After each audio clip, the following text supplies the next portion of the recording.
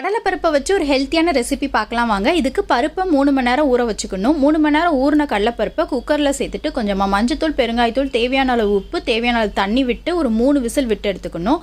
வெந்ததுக்கப்புறம் பருப்பு எடுத்து இப்படி மசிச்சிங்கன்னா பருப்பு வந்து நல்லா மசியணும். இந்த அளவுக்கு வெந்திருக்கணும். இப்போ பருப்பு தண்ணியை தனியாக எடுத்து வச்சுட்டு பருப்பை நல்லா மசிச்சுக்கோங்க.